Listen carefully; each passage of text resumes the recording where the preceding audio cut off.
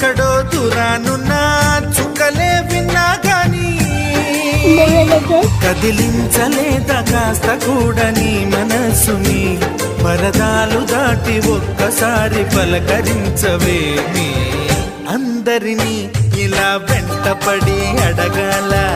సరదాగా నువ్వే ఎదురైతే సరిపోదా నిద్రపోతున్న రాత్రి నడిగా